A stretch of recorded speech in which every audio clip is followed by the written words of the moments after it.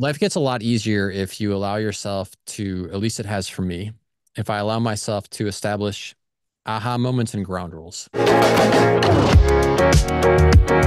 Escape and Arrive. Ausbrechen und ankommen. Der Podcast für Wachstum, Freiheit und Erfolg. Hier sind deine Hosts, Annika und Tayler Schweigert von Love Life Passport. Ladies und Gentlemen, ihr glaubt nicht, mit wem ich hier eigentlich tatsächlich sitze. Und ich muss tatsächlich gleich ins Englische switchen, weil er wahrscheinlich gar nicht so viel verstehen wird von dem, was ich jetzt gerade sage als Intro. Aber ich bin wahnsinnig stolz, denn ich darf tatsächlich meinen gesamten Morgen, wann auch immer du diesen Podcast gerade hörst, aber ich darf zumindest meinen Morgen mit einer der wahrscheinlich inspirierendsten Persönlichkeiten verbringen, die in irgendeiner Art und Weise da draußen, vor allen Dingen in dem ganzen Persönlichkeitssektor, Persönlichkeitsentwicklungssektor ist. Halte ich mal fest, seine Bücher wurden in 44 Sprachen übersetzt. Über 10 Millionen Mal wurden seine Bücher verkauft. Und jetzt, Achtung, jetzt kommt der Fun Fact von allen Sachen. Sein Buch, Das Café am Rande der Welt, wurde tatsächlich 2015, 16, 17, 18, 19, 20, 21, 22 und 23 zum Bestseller des Jahres. Er schmunzelt schon, weil er wahrscheinlich verstanden hat, was ich gesagt habe. Zum Bestseller des Jahres tatsächlich gekürt. Wirklich völlig faszinierend, was dieser Mann auf die Beine gestellt hat. Und dieser Mann hat ein neues Buch geschrieben. Und zwar Zeit für Fragen. Time for Questions in English. Und ja, wir werden gleich ins Englische switchen. Ich werde mit ihm über sein Buch sprechen. Und ich glaube, dieses Buch kommt zum absolut richtigen Zeitpunkt für dich. Denn das, worum es hier geht, sich die richtigen Fragen zu stellen, das, was Annika und ich seit Jahren predigen, darum wird es heute gehen. Zeit für Fragen. And I have the one and only John Strelecky with me here. How are you, John? I'm doing great. Great to see you, Taylor. Thanks for having Thank, me on the show. thank you for being here. And did you understand a single word what I just said? You know what is so cool is when you were doing the intro and you were doing it obviously in German, but and now granted I have context around some of what you were saying, but I actually understood some of that. And I was thinking to myself, wait a minute, this is progress for me. Here we go. I love this. I love this. I've been just giving a quick recap to people who maybe not have read. Well, maybe there's a small coincidence that someone has not passed one of your books. I am incredibly proud to have you here. Thank you very much for taking time to be here. I know what time is it now for you? In the evening, It right? is 9:15 p.m. So getting late, yeah. So you're in the past. I'm in the future. I can tell you the future is bright. It looks amazing. The sun is shining. Thank you. Thank you. I love Um, that time travel. So that's really, really, really, really good. John, we were guests on your podcast, which was amazing. Thank you very much again for that. You are actually, and that's a really fun intro actually. I think I told you that when we were guests at your podcast as well. Like, there's a big backstory to you and your book, because one of my best friends who passed away way too early, one of your books was actually one of the first books I've ever received as a gift, with a personal note from him. And it's really, really, really amazing that we're sitting here now. And that's how universe plays and energy comes together. I love I that. love it. I love I it. love it. You wrote a new book. And I just said when the microphones were still off, and I said to you, I think this is a book the world needs to read, hear, listen, however people will take it in. But like, and is it the right translation if I was saying in English, time for questions? Is that It is, how? yeah. Okay, Yeah. cool. I think actually the Um, title in the English language book will be slightly different, but that is what it is in German. Yeah. okay, time for questions, Zeit für Fragen in German. And I think we are in a funny space currently in this world. A lot of things are going on. I mean, um, in my words, I would say there's a lot of shit show happening out there. And I think there's a lot of noise happening as well out there for a lot of people. And this noise ultimately leads into a dead end where people don't know what to do because they are Mhm. not figuring out the right questions. I've been saying this since years that people are not getting the right questions, getting the right answers, because better questions will lead to better answers, and these eventually lead to not a dead end. It will lead to actually answers that will help them to get a better life. So let's dive deep on this. This is a book, like I would say what I really love about it, because I had the chance to read a couple of pages already. You are what I really love about the book is you are getting the chance, or you are actually building the bridge a lot of people do not see. So the bridge between very deep questions, a lot of spirituality, energy, universe, and you are actually helping people through these big questions of life. And I really, let's start with one thing. Where did that motivation come from? At your age, at the point where you are in life, I mean, you've written Right. a ton of books, you've sold more than 10 million books. I mean, you've had huge success. Why is this book happening right now? Yeah, thanks for asking that. And that is the way I write. I don't think to myself, oh, I haven't written a book in 2 years. I need to write a book. It's much more when I feel called to write something and it almost just won't not let me write it. And in this case, I would get many, many questions from fans, either via Instagram or emails, etc. And they were big questions. And I could tell in the messages that they were sending that there was inquisitiveness. Often there was pain in the way that they asked the question. They were struggling. And so, because I was getting a lot of the same questions again and again, I thought to myself, you know what? I think it's time to sit down and write answers to some of the biggest questions people are asking and to put it permanently out there. And so that was the genesis of the idea. And then it was like, all right, well, which of these questions? And so we put it out to our fan base, and some of them I had gotten many times previously. So I knew I wanted to answer those. And then we took a list of these great questions that people were submitting over time, and that was the basis of it. So it's 46 of life's biggest questions. And so that's why the English title is slightly different. It's Your Questions, My Answers to Some of Life's Biggest Questions. Yeah. What do you like for you? Besides if that question is in the book or not, but what was the biggest question you had to answer to live the life you're living right now, a life on purpose, and all these kind of things? What was your biggest question you had to answer for yourself? Yeah, the biggest question for me actually goes back to the book you referenced, because this is the first question on the cafe menu when John sits down at the cafe, and that is, why are you here? And so the willingness to even ask that question means you have a perception that there's more to life than just your 28,900 days. There's actually a purpose behind this whole thing. And I don't know if I was wired that way since I was a little kid. I think so. But I do believe that every single human has a purpose. And the question is, are you going to figure it out and live an extraordinary life? Or are you going to get caught basically in the midst of the rat race where everybody is telling you what you should do, how you should do it, and the rest of that? And I think that's kind of a travesty if that's the way it goes down, to be honest with you, because this is a pretty amazing a planet. And life itself has many amazing opportunities for adventures. And I wouldn't want to get to the end of it and look back and say, wow, like I really wish I would have, I really wish I could have. I really wish I had been more courageous. And so to me, asking that question, why are you here? If you're allow yourself to go deep on it, that opens up the possibility to do something truly extraordinary with your life. And again, everybody's definition of extraordinary is going to be different. And to me, in the eyes of the universe, one is the same as a million. So if you say, you know what I really want to do to be extraordinary, I want to spend a year where I just dedicate myself to being a parent, right? That's awesome. Like that's perfect. That's every bit the same in the eyes of the universe as selling a million books or generating $10 million in an income stream somewhere. If it's your thing, then it's the most important thing. Well, that's a deep one. You decided at the age of 30, I think it was, right? When you started to actually travel and take your backpack and just go, right? Yeah, 32. Yep. 30, Early 30s. 32. Later than most. So the cool thing about it is I think a lot of people maybe at the age of 30, hovering around the age of 30, are like, especially like a German audience, I can 100% confirm that a lot of people think, hey, if you haven't life, if you didn't figure out life by 30, you're a failure, right?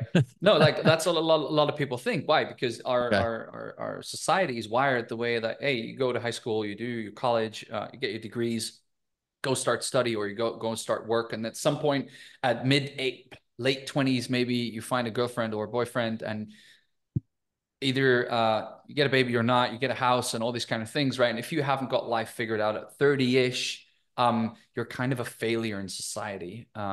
Like, was I that would was have been a that big fan of that. yeah, but see, that's the question. Like, how did you um how did you did you ever have the fear of maybe to not figure out life? Yeah, definitely.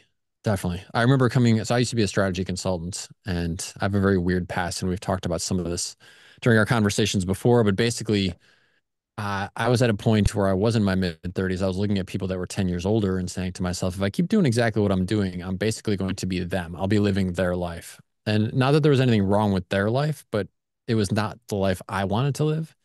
And so I was playing a version of what I call the fast forward game, which is a concept that I introduced in the fourth book in the Cafe series. And at the time, I didn't understand it and didn't really know it, but thank goodness I actually did it. Uh, because when you project and play this fast forward game, you can get a glimpse into what your reality is going to look like and ask yourself, am I going to be okay with that? And the answer for me was no, I wasn't. But the thing was, honestly, Taylor, I didn't know. This is going back a bunch of years. I'm in my 50s now. And so back then, there wasn't readily easy access to 150,000 Instagram channels showing how easy it is to go backpack around the world or to follow your dreams. Self-development was in its infancy.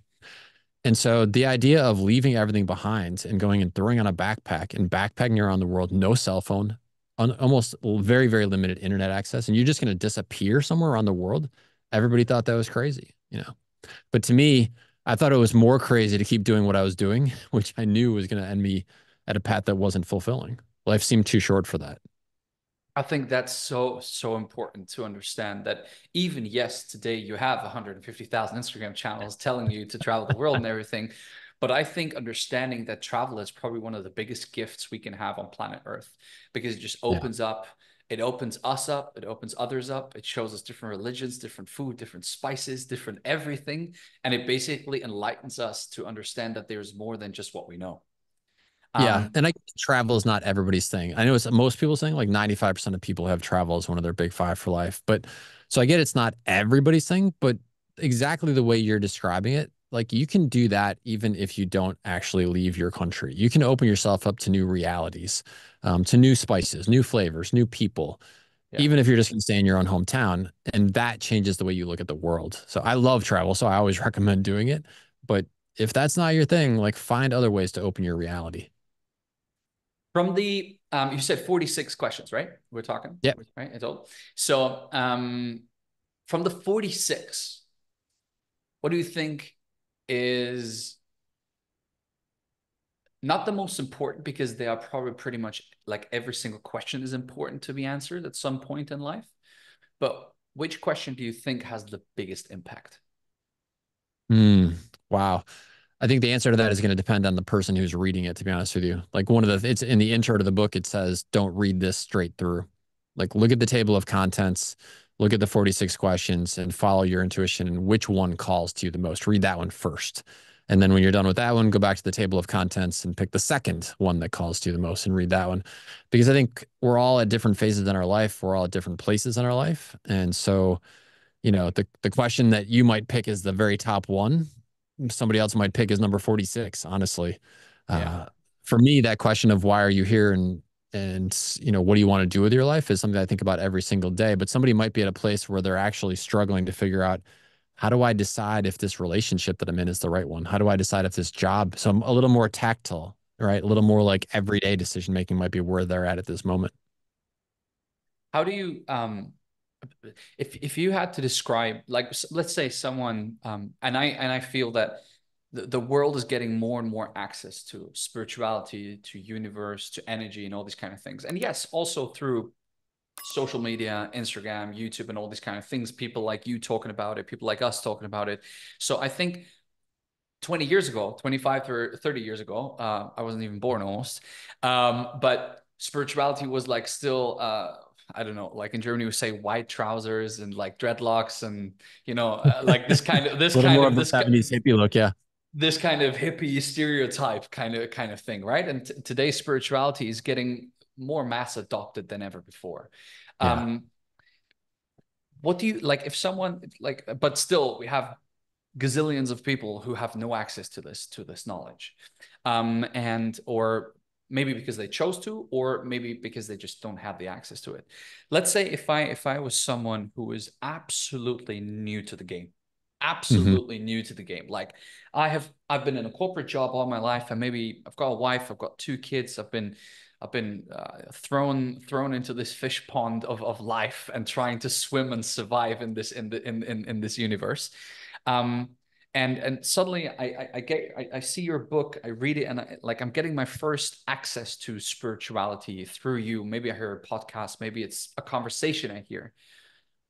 How would you explain to me how spirituality works, or universe and energy works, in the most easiest way for me to understand? How would you explain that to me? Yeah, I'd probably start with, as you know from our conversation offline, I love coming up with, or I love when examples come through me of something that is an easy bridge between a difficult concept to understand and an everyday experience that we have all the time in our lives. Those are the big aha moments to me when I like get goosebumps and I go, whoa, I just learned something major, right? And so a very simple example of that is the idea of tapping into your connection to this universal consciousness. And so if you've ever had the experience of you are about to walk out the door and you think you're forgetting something and you can't remember what it is you're forgetting. And so you go out the door, you get in the car, you start driving away, and then you're 5 kilometers down the road. And then you remember, oh, that's right. I was supposed to bring that document. That's the whole reason I'm actually in the car. And you're frustrated and you turn and you go back home and get the document and off you go. But there was a reason that you had that intuitive flash before you even left the house. Like something more than just your everyday thinking processes was kicking off. And what's interesting is as you allow yourself to get more comfortable with the fluency of that language, those moments of awareness, then the information comes faster and it becomes broader in terms of the context as it relates to your life. So continuing with this example, the next time you have that thought, you'd say, oh, okay, what is it? I can't remember. I can't remember. You go outside, you get in the car, you're about to back down the driveway, and then you remember what it was that you were forgetting, right? Because you're allowing yourself to try and open up that channel of information.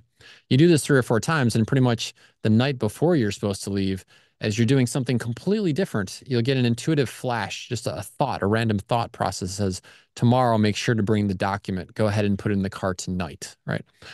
And so what's interesting is as you widen that channel and you deepen that communication with whatever this collective awareness is, the information flow starts to become fast and furious. And it's in all aspects of life. It's in business, it's in your relationships, it's in the way that you treat your children.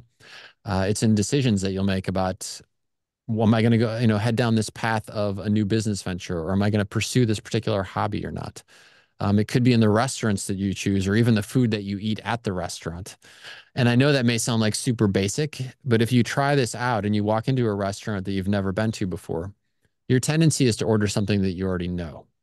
And that's a default tendency of life, right? I'm going to do the same thing I did today that I did yesterday. Why? Because my brain has one primary function, which is to keep me alive. Whatever I did yesterday must have worked. I'm still here. I'll just keep doing that. But the problem with that is we never really grow in that way. Keeps us alive, but sort of on low level life support. But if you use this very basic example, you walk into a restaurant that you don't know, you look at the menu, and you just intuitively sort of go down. And there's going to be something on there that you don't even necessarily know what it is, but it's calling to you. Try it. Like this is such a simple little baby example. And if you do that enough times, again, you're going to start to widen that conversation. And then all of a sudden, you're going to have another thought that is completely unrelated to restaurants and what food to order. But it's like you're going to get a sense of someone that you haven't talked to in a while. And you don't know why, but you're going to give them a call. And in that conversation, you're just going to be like, hey, man, I was thinking about you. I just wanted to hear what you're up to. Either they're going to desperately need you in that moment because something is really going on in their life, or there's a reason that your paths are crossing if you allow them to. And I don't even know what the reason is going to be, but you'll find out when you make the call. And so it's these small little entry points that create this opportunity to have this very rich interaction with this deep connectedness. I love that. It's like these date. I love that, and especially that for someone who would be absolutely new to this. This is something everybody can everybody can refer to. Yeah. We've all been to restaurants. We've all been to we had these moments where we went to the driveway, and we forgot the document, the phone. Totally. Yeah. All of us. All of us. All of us. And I love that. interesting to add one more example to that, because I know you're an athlete. One of the ways that I first got connected to this was travel for sure. And another way was in sports. And I would have an intuitive flash in the midst of the competition. And what was interesting is the more I started to follow that, the more I realized just how accurate it was. And so for years and years, I was a professional beach volleyball player. And it got to the point now in my life where I can no longer compete because of my physicality in the way that I could compete when I was in my 20s or 30s. But Tayler, I can walk back to the service line. I'm not even looking at the other side of the court yet. And I will get an intuitive ping that says left side, curve it down to this point. And every time I follow that, it's something spectacular. Like it's a whole different way to play the game of sport. And the more you study like the top athletes, the ones who talk about it will talk about this. Right. And this is an amazing other way to utilize this capacity. I love that. I feel that a lot of people are not able to tap into this because they become so numb to life, Mm-hmm. um, so numb to what is actually to what life is actually all about progress, about Yeah. growing, about going bigger, about exploring new things, and instead of just following that one single. Like I love that what you just said. Like it's a very it's like a very low line you're living on. Like, and is life really that? Like, I don't think so. Like, I'll give an example, which shocked me, but years after only, because years after I only realized what the heck we have done. Yeah. So we lived in Dubai for 7 years, and COVID hit, and we were sitting at home. We had saved up a little bit of money for our wedding because we got engaged 2019. 2020 hit. That was where the wedding was planned. Like a lot of other millions of couples in the world have the same problem. Wedding didn't happen, so we had to cancel it, right, or postpone it. So we postponed it to 2021, and we had this big chunk of cash for our wedding, which we saved up, right, which we're willing to spend. And it was one of these evenings. I have a big passion for PlayStation and FIFA, for football, or soccer, as you say in the US, right? Yeah. And it was like I was playing until like I don't know 2 a.m. in the morning. I had nothing else to do other than that. So I was playing soccer, and then I watched a YouTube video after that, and I checked this YouTube video, and there was a Swedish guy talking about an island, and they did like a vlog, and they went to this island, and they had like a great time. And it's like if you would go to the internet and go on Google and say like, hey, paradise, palms, white beach, you would find this island, right? That's the kind of Sweet style, image. Yeah. and that would be the image that would pop up. And there was a link to a project, to this project on this island. There was another Swedish guy, coincidence. And this Swedish guy bought, I don't know how many hectares of land, and he was selling that. And I saw this video, and I was so flashed about like, we were in the midst of, I mean, we were in the midst of, we're going to get married. Obviously, the question, do we want to have kids at some point as well, it was kind of the same time, right? And I was like, if I were to choose where my kids could grow up, I wouldn't want them to grow up in Dubai. I would want them to learn about Dubai. I would love to have them see Dubai and experience this insane world they have created. But if it goes all the way back to where I would love to see my kids grow up, I would be like nature, water, Mm-hmm. um, life, different culture, like this kind of, and I also love the religion and all these kind of things. So I was like, okay, this is really nice. And then the next morning, I woke up, and I woke up Annika, and I said, I think I found something really, really nice. And then I showed her this website and this and that. And then that was in March 2020. In May 2020, we signed a document with the down payment to a lot on top of a mountain, um, like on top of a mountain, and we've never been to this island before. But there was something in me, some energy, some universal, whatever you want to call it, I don't know, that was dragging and pulling me towards telling Annika, hey, I need this.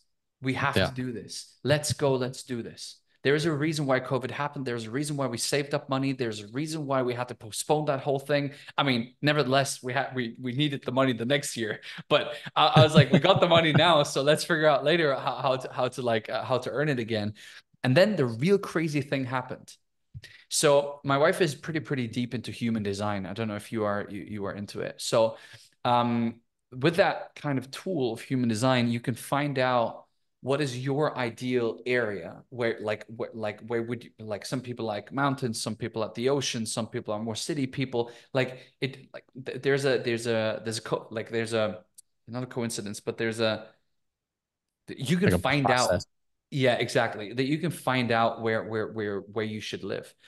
And so 2 3 years down the line, after this whole thing had happened, we followed our guts and everything, we find out there's this thing, and we found out it says I should live upon a mountain overlooking the ocean, and my wife should live near the ocean. And I'm going to turn my screen now. For everybody who's listening to the podcast can't see it, but this Oh, is look where at we that view. live. That's So beautiful. everybody who's on YouTube, you guys can see, or you just saw what I mean. Is like, and I feel so alive here. And now we have a child, and he's being raised here, and his biggest fear is probably monkeys running through the garden, taking his apples. You know, that's such a like that's exactly what you just explained. Exactly this intuitive thought where most people are so numb about. They're like, oh yeah, it was just a thought. It just drowns in the midst of day-to-day activities, right? Right. But if you start going down that path, it is, and it's like I would even, I've never really taken big drugs or something, but that must be the feeling of going on drugs, because it makes you so high and in love with life, because it leads you down exactly that path you need to actually go to. So I love many things about what you just described. One of the big ones, and this is something that I do talk about in the questions that people submit, is the idea that because people that would say if they're in a and if they're in a place where they're in self-doubt right now, they would hear your description and they would say, yeah, but how do you know? Right? How did you know that was the right decision? And they may come up with examples of where they've done something like that and it didn't turn out well. And what's interesting is when I have the conversation with someone like that and you dig down deep enough, the difference, the big difference is that you guys were running towards something, not away from something. Wow. Yeah. And so I find that usually when it doesn't go the way someone wants in the end, it's because in truth they were just running away from. And that wasn't the case with you guys. And so the more you open up this channel and the more you're in the process of running towards, because you have certainty, you have awareness, and you have confidence that that's actually the direction that you want to go, the better the outcome is. And then what you're experiencing is actually, it's like realizing you have within you a superpower. And the superpower is a greater sense of awareness than you ever possibly realized for making good decisions that are going to lead your life in the direction that is going to be more extraordinary than you could possibly ever have imagined. And every single human on the planet has it in them. The question is, are you going to turn the on switch on? It's funny that you say exactly what you're just saying, because now this was a very personal example, right? But I don't know how many people in the world are employed, but the big majority of people in the world have an employer. Yeah, And we have currently we have 42 employees, and we are trying, like, obviously we have some tough conversations sometimes with people, we have great conversations, but overall we're working with people, so we have emotions, we have yeah, all these things happening.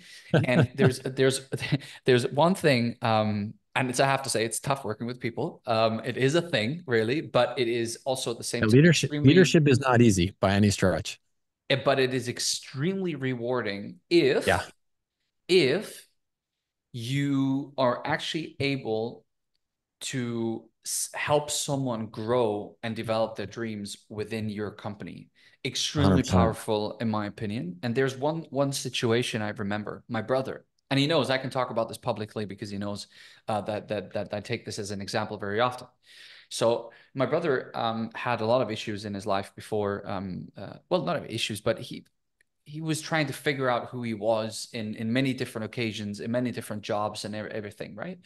And what happened was he was our first employee because we didn't know how to edit videos, and he didn't know how to edit videos, but he said, well, I can learn that, and then I can just maybe help you guys with this. And we paid him a little, like, I don't know, it was like $500 or 500 euros a month or something. That was all we could afford. And what happened was this then. We had we had a tough conversation about his growth and where it's going and all these kind of things and his plans and everything. And our CEO said a sentence that really shook me because I was like, he is so freaking right in what he's saying. And he said, "Hey, Elliot," my brother's name, "in the last 30 minutes, you've been telling us what you don't want. You've been telling us from where you want to escape from, what is bad, what is not good. You don't want to do this job, or you don't want to do this, or this is a task you didn't like and everything. The last 30 minutes you've wasted literally telling us from everything you don't want, which is okay, but you haven't told us a single thing that you actually want. So Mm-hmm. instead of telling us that you don't want to do this and don't want to do that, tell us what you are working towards to. What do you want?" And I feel this is now 1.5 years ago, I'd say, when this conversation happened. In the last 1.5 years, he turned into one of the best employees we have. That's awesome. He's having some like in the role he is, he's in the operations team. In the role he is having huge responsibility because he's basically in charge for all the technical operations behind the scenes. Zapier, ClickFunnels, landing pages, all these things have to connect in an online marketing business, right? And so he's having a huge responsibility, turning from someone who was about to be fired into someone who has this kind of responsibility just by the example you just mentioned. And the cool thing, if anybody's listening to this and is thinking to themselves, either they've got someone in their periphery, their circle that is exhibiting that behavior, or maybe you recognize in yourself that that's kind of the way that you approach life. Often it's because they struggle to figure out, well, what I don't know what I would run toward. Well, the good news is that in the opposite direction of what you want to run away from is usually what you want to run toward. And so I don't know if that was part of the discussion you guys had, you and your brother, but I share that with people because it's easier than you would think. And so if what you hate is the monotony of every single day, well, great. What's on the opposite side of that? Well, I'd like to do something different every day. I like to have variety in my work. And if what you hate is a structured schedule of 9 to 5, well, great. What would you like? Well, I'd like variability. I'd like to be able to get the work done. So tell me what needs to be done every day and then give me flexibility to get it done by this deliverable date. So give me the opportunity to structure my life the way I want. And so once we realize that, we realize that the desired outcome is actually a lot closer than we realize. And we don't have to just keep focusing on the thing that we don't like. We can turn that table around. We can look 180 degrees in the opposite direction and start to have those conversations. And again, this is one of the biggest challenges with the brain because the brain is going to say, but I've been doing this a long time. Every time I complain to people, for example, about my life situation, they buy me lunch or they buy me dinner or they tell me how sorry they are to hear that things are going bad. And so we've learned, unfortunately, sometimes that by telling people about all the bad stuff going on in our life, like we get empathy and that may be perceived as love.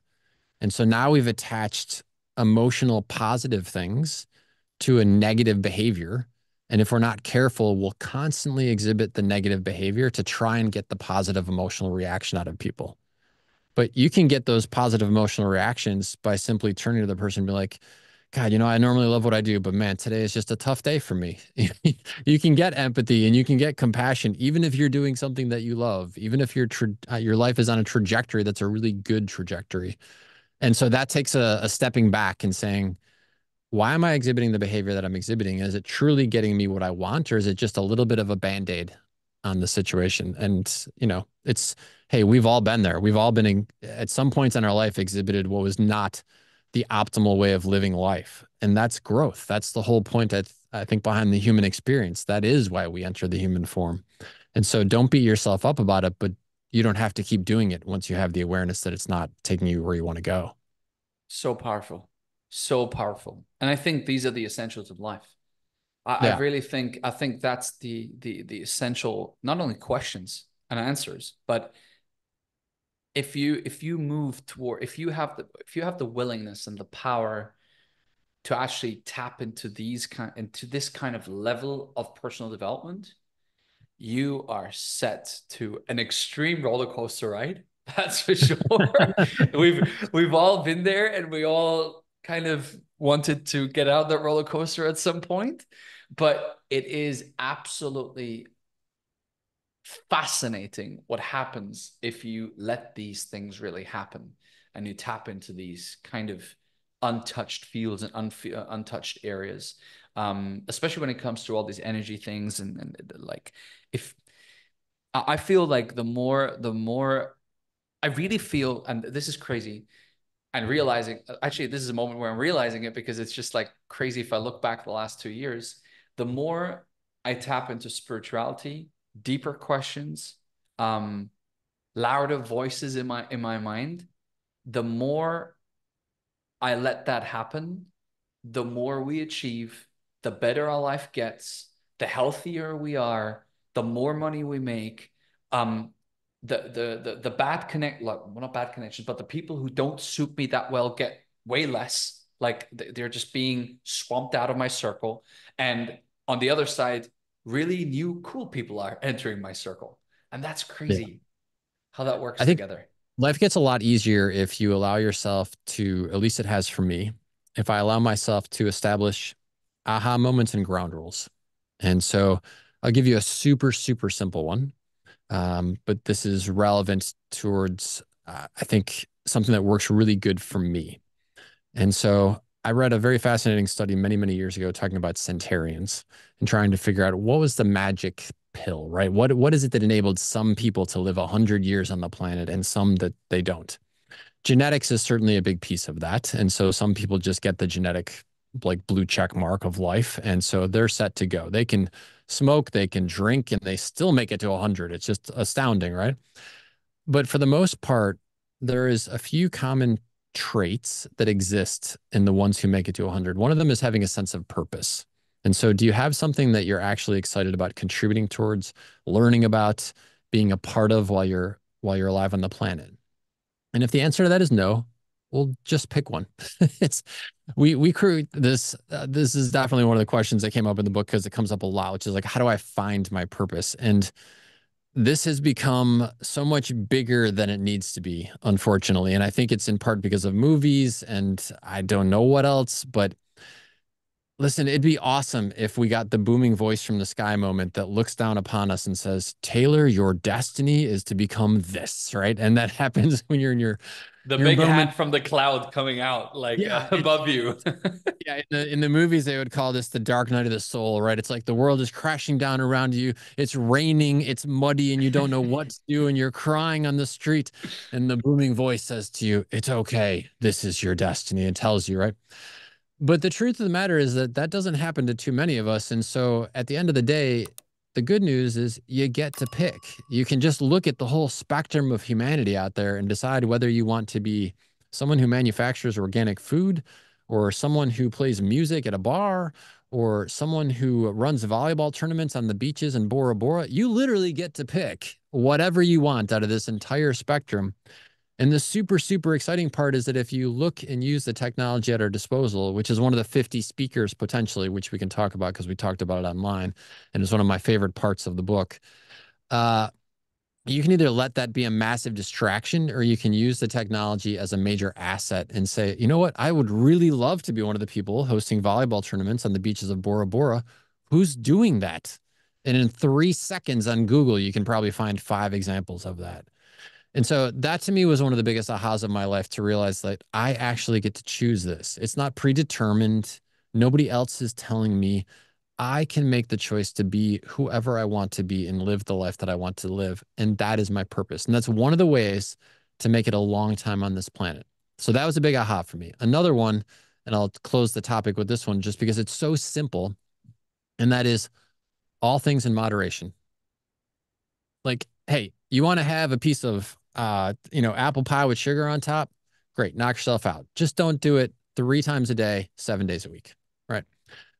You want to go out and party every once in a while with your friends and get a little lit up and have a little alcohol and go dance on the bar stools? I highly recommend it. Like, again, at this point in my life, I look back and I'm like, sample from the buffet of life, everybody, because you're going to get older and it'll be harder to sample from the buffet of life. And so enjoy it. But you know what? You probably don't want to do that 7 days a week and getting yourself absolutely blitz drunk, because there's going to be consequences of that. But all things in moderation makes life really, really simple. you just enjoy it as you're going and you don't worry about every single thing. Because the other thing that can happen, Taylor, as you probably noticed in working with the clients that you work with, they get so fixated on doing it perfectly that it's as stressful as when they were doing nothing right in their own mind, right? Now they're thinking they're doing things right, but they're so fixated on making it perfect. Oh my God, they're afraid to get up in the morning because they're going to screw something up in the first 5 minutes. That's not Same really for living. It's the same for me, to be honest. Like since the beginning of the year, as I told you, I've been on a kind of a fitness journey. I wanted to challenge myself and really Yeah. become the best version of myself. And I'm oh, so obsessed with getting everything 100% right. Literally, I would weigh the amount of salt I would put into my food. And at some point, my wife came up to me and said, like, Taylor, aren't you overdoing things a little bit? Like, aren't you just like, can we just sit down and have a piece of chocolate? Is Yeah. can we? And then and then at some point, I realized I actually read a book about biohacking, and the author in that book wrote and said, like, look, it's all about the 80-20 rule. If you do Hmm. 80% of the time, you're good and you're doing right. And whatever it is, it doesn't absolutely matter. 20% of the time, play, do whatever you want, right? If it comes to alcohol and partying and stuff like that, I could probably say I probably party and drink and whatever 5 times a year or something. But if I party, then I party right. It's important to do that. It's important to play, because Yeah. what would life be if we were just stuck to that perfect study that has been made? Right. What would life be if we would just always only hustle and do and not go on vacations and not enjoy a margarita, or like what like this would not be life, I think. It just becomes transactional then. It becomes everything becomes a job. And Yeah. that is why I love these sort of ground rules for life. And again, everybody's going to have a different reaction to each of the, and that ground rule isn't maybe the perfect word. Guiding principles is a much better word. So as you come across something that is a guiding principle for you, great. Underline it, highlight it, write it in your notebook, or circle it if you're gonna, if you're reading something in the question book or somebody else's book and you come across it, circle it. The key thing is to remember it. And I say this because certainly in my own life, I've come across something that was life changing. I've implemented it in my life. And then a couple of years go by and I forget about it. And the easiest way to not forget about this kind of stuff is to just keep it top of mind. And so, whether that is for 5 minutes a night, right before you go to bed, just kind of going back through these things and looking at what you circled, look at what you highlighted and say, oh, yeah, that's right. I forgot about that. But that was really helpful for me when I did that. You know, that to me is a great, great tool for happiness in life, is to keep these things that were life changing at the top of your periphery. So you journal every day ever since? So I do not journal every day. I have these things. I think we might have talked about this once before in our conversations, but I add them into my mantra of life. And so I do my mantra very regularly during the course of the day. It's something that I wake up with and I close my day with it. It only takes 5 minutes to do a mantra. And I open and close the day with it. And then I will find myself in a moment of downtime instead of letting my mind drift into la la land. If I have a particular thing I'm working on, a creative idea, I'll let my mind focus on those.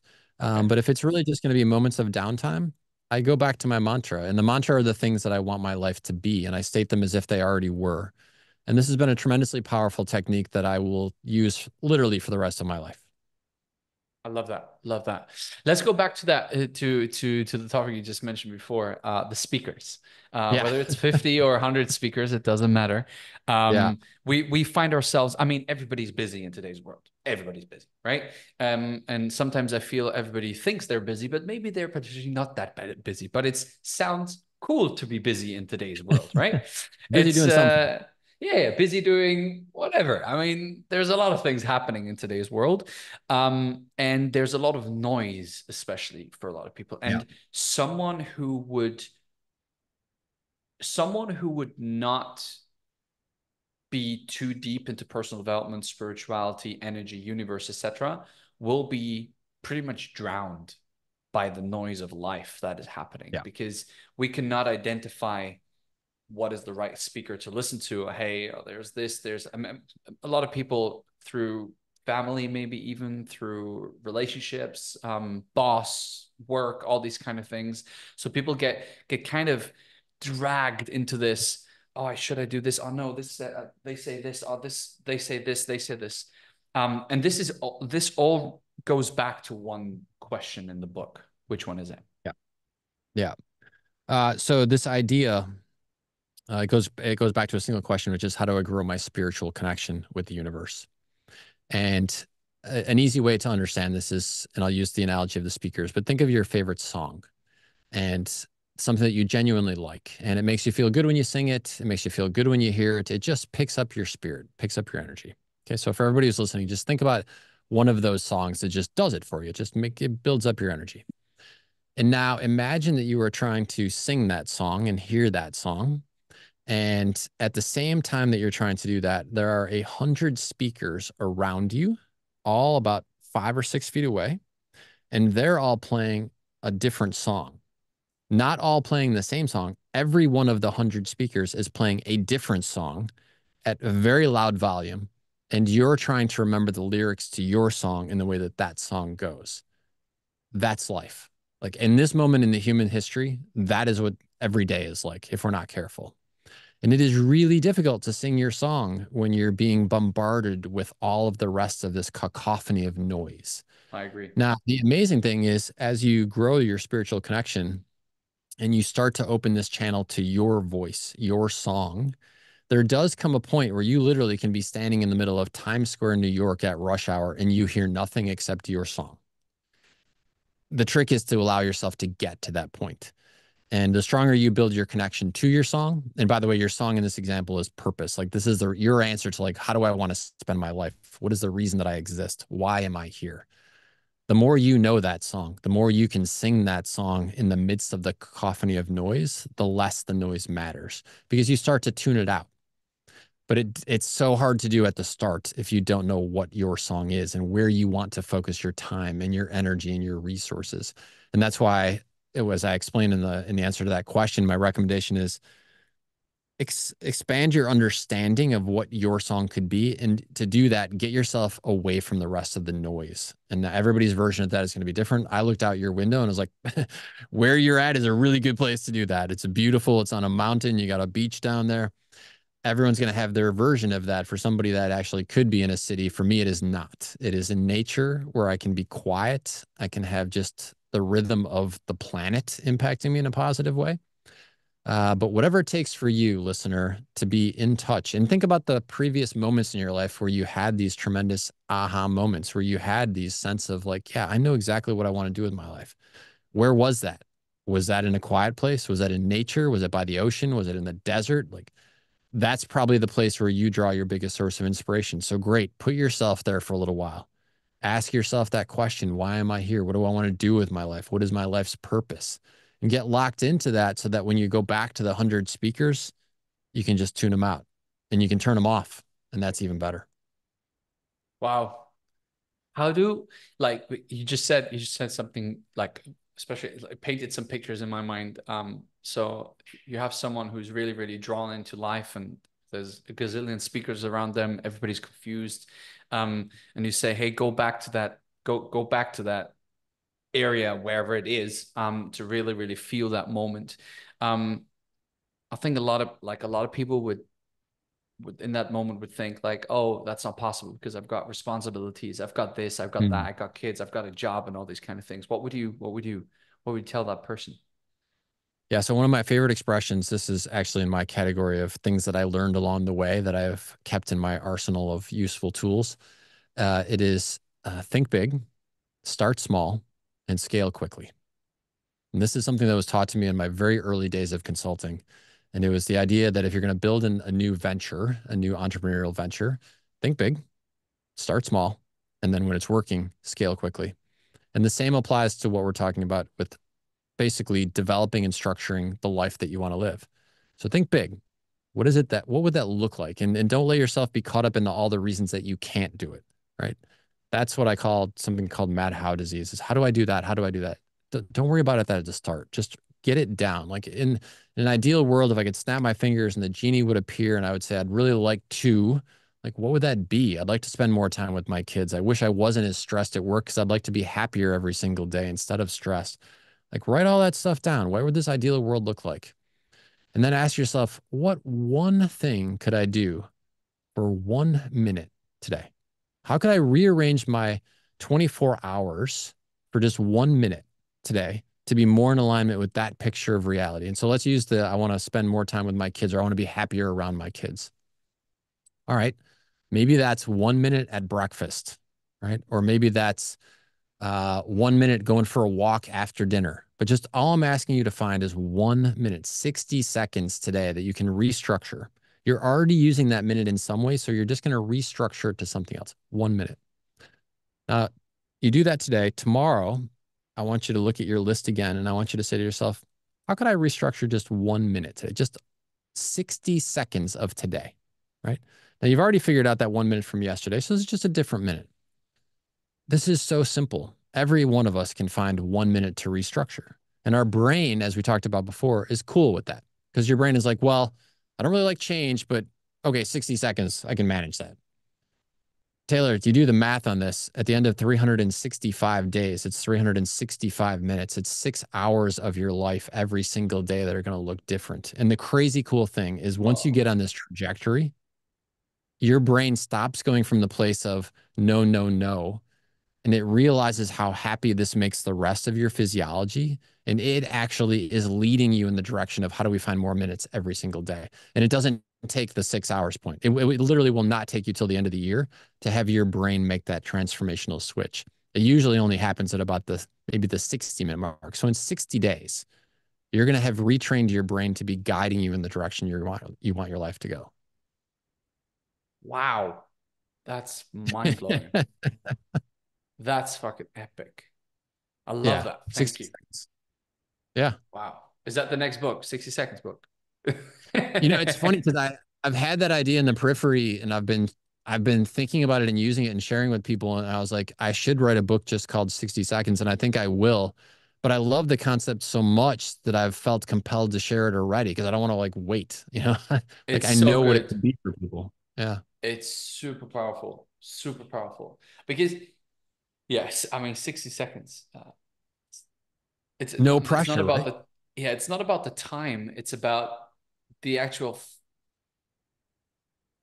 like I feel, I mean, we work with people, right? So we work with all our clients. We help them to go to escape from scenario A and arrive in scenario B, whatever that may be, right? And um, I always feel that everybody wants everything tomorrow. No, tonight. Or maybe no, Yeah. even until Yeah. lunch, please. Right? Right. Yeah. Like whether it's a business, whether it's health, whether it's a relationship, whether it's love, whether it's whatever it is, I don't care. Like ideally, I decided today and I wanted to I want to have it by lunch, by this evening, by latest tomorrow. And I And feel that'd be that awesome, right? Who wouldn't want it that way? But yeah, I just found out through my 31 years that I have been on this planet that this is an absolute bullshit story because this doesn't happen. This is a framework that does not work. That's just at least for me. Maybe I'm the only one for who it doesn't work, but I'm pretty sure that it's pretty much the same for you. And 100%. I feel that because of this instant world that got created. Like, look, you remember back in the days, if you wanted to watch a movie, you had to jump in the car, drive to Yeah. a DVD dealer, go Yeah. and actually take a DVD. At least for us in Germany, in the States, it's probably the same. You had to Yeah. go and actually get a DVD, pay, I don't know, $5, and then in 24 hours you would have to bring it back. So there's a lot of effort to actually get a DVD. Now I just go on the Right. couch, hit the remote, hit the Netflix button, and I've got everything at an instant rate, right? Yeah. Other example, sex and love. I can just go to a porn website within like literally 20 seconds. I'll be seeing sex and love. Well, fake love, right? So everything is instant in today's world. I mean, we could take so many more examples, but these are just the two that just came to my mind. So I think it's so hard for people who've been kind of wired that way because society kind of created that And false technology. reality, and technology, of course, 100%, because everything is just instant there. It's just that how do we fight that? Or maybe fight is maybe not the right word, because fight always has like kind of a negative attachment. But Yeah. how do we rewire that? How do we and maybe it's the 60 seconds, maybe it's that. But how do we rewire that? So one of the questions in the book, because this is a question that I would get a lot, was how do I know when it's time to make a change? And whether it's a change in my relationship, a change in my job. And so I will give an answer to your question in the context of pretty much any change. And that is, if you allow yourself in your heart of hearts to look at the situation that you're in, again, relationship, job, stress, whatever, and you say, on a scale of 1 to 10, where am I at? And you'd be honest, like, okay, this is a 7. Like my job is a 7 out of 10. And ask yourself, have I ever experienced a 10? Like, how would you know it's a 7 out of 10 unless you know what a 10 out of 10 looks like or feels like? You Good one. probably have, right? You've probably experienced something at some phase of your life that was a 10 out of 10. And so uh, you can be very brutally honest with yourself and just say, well, then if I play the fast forward game, so you see there's linkages between the answers in these questions. This is one of the other cool things, is the way life is all connected. And you say, well, if I keep myself at a 7 out of 10 and I keep doing that and I play the fast forward game, what kind of life will I have lived by the time it's all said and done? Well, a 7 out of 10. And you had a choice because you knew what a 10 out of 10 looked like and felt like, but you stayed in a 7 out of 10. And you don't have to stay in the 7 out of 10 because you can ask around and maybe ask your best friend who loves their job, for example, what do you love about your job? And they're going to tell you about their company or their employer or the type of job that they do. And you might hear that and be like, that actually would be like an 8 out of 10 for me. Awesome. That's the equivalent of 1 minute, right? How do you move your incremental degrees just by a little bit? And so if you want to go in really small gradients, go from 7 to 7.1, 7 to 7.2, but make a small, subtle change that's going to get you closer and closer. Another tool that is in sync with this, which is 100% one of my favorite quotes of all time, is, are the steps I'm taking today getting me one step closer to where I want to be tomorrow?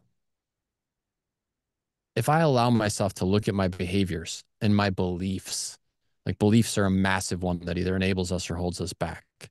And I say, okay, so this behavior, this belief that I'm exhibiting, is this actually getting me one step closer to where I want to be tomorrow or no?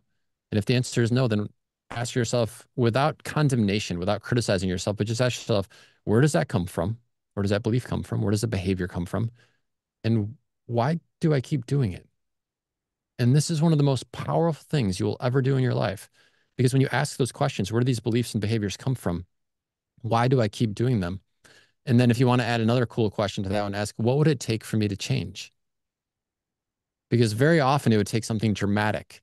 Like, oh, well, if I knew that I only had 24 hours left to live, or if I knew I only had 1 year left on the planet, would I keep doing the job that I'm doing that's a 7 out of 10? Would I stay in the relationship that's a 7 out of 10?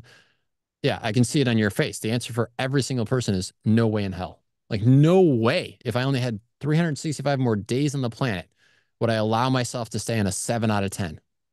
Great. The truth of the matter is, nobody knows when the end is coming. I've lost friends. I get the call from them that says I've been diagnosed, and 6 months later, they're gone, right? There is no guarantees in this existence. And so allow yourself to ask, where do these beliefs come from? Why do you still hold on to them? And what would it take to make the change? And then give yourself the gift to start slowly if you want, or much faster if you prefer, to start making these changes, moving in the direction that you want it to go. There is a lot of noise, as you said, Taylor, and that is not going to go away. And I do believe that as humanity progresses in some respects, that if this is going to continue to be a learning place, then the challenges have to increase too. Like that's just the way the game is going to be played out. And so we have more access to more information than at any time in human history in the shortest duration of time. Yes. So how does that then not enable us to just automatically be super happy, do anything we want in life, have a smile every single second, be super fulfilled? Easy. The algorithm, the system designed it so that it's either that or it's overload. And we'll see where everybody shakes out. And that, I think, is what we're dealing with. This is all, in my opinion, and again, just my opinion, this is a constantly evolving game. And You can either figure out the rules of the game and enjoy life a lot and learn a lot along the way and help other people learn a lot too, or you're going to struggle through the game. And I've spent plenty of time struggling through the game. It's not nearly as fun as the other side of that equation. Wow. There is a lot of deep truth in that. There's a lot of like really, I love this podcast. I love this episode. I love this because there's so much deep truth about it. And this is the fundamentals. This is pretty much everything you need to know. Like if you have literally these things figured out, your life is going to be pretty awesome. Like, and I'm not saying you have to be a millionaire, you have to build this huge thing, or you have to do this. If you have these basics figured out, this goes all the way back to really unwinding, rewiring, and restructuring the way of thinking. I Yeah. love that so much. And that's what I'm vouching for all the times, like in this very noisy world, taking a second, taking that leap of faith and really pausing for a second and really asking these fundamental questions. I just love this, John. Amazing, really. Well, I think the best proxy I can give for anybody who's listening that says, well, where is it? If it's not, I made $1 million.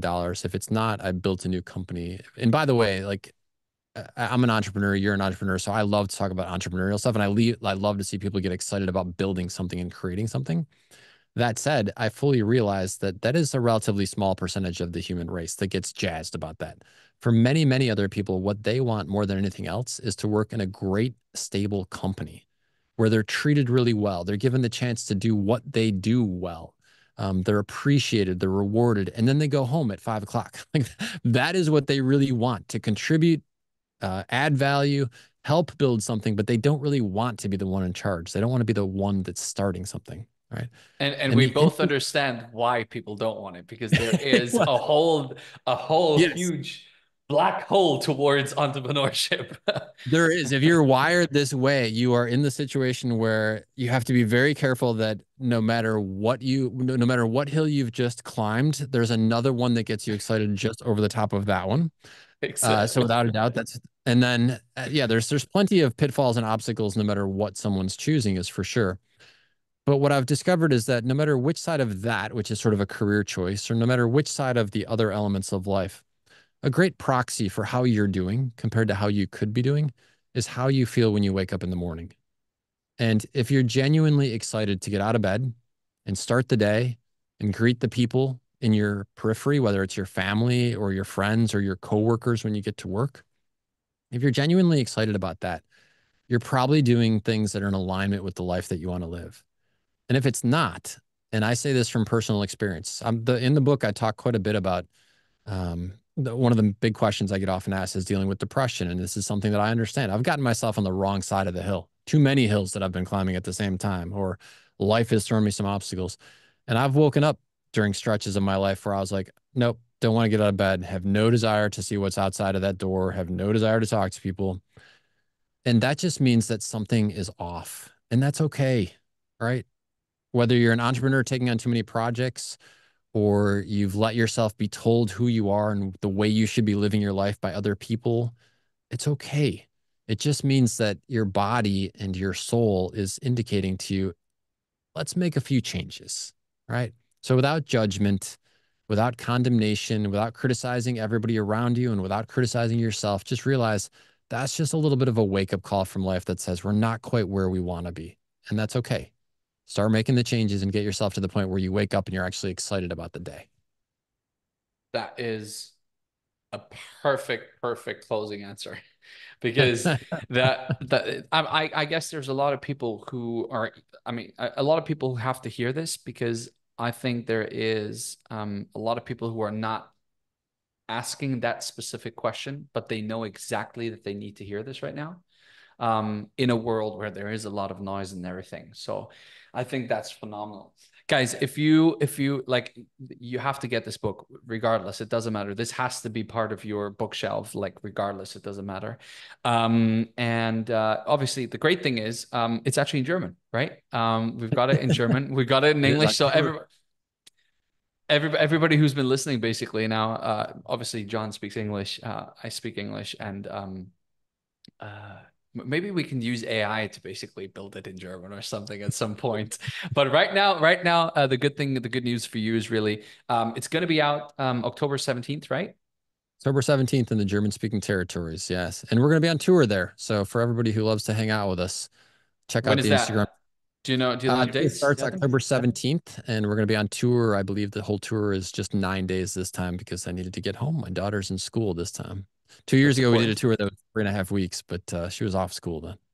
Okay, there we are. So, if you want to meet John, well, I can switch actually to German to explain it. Also, ihr Lieben, der Link zu dem Buch findet ihr in der Beschreibung unten drinne.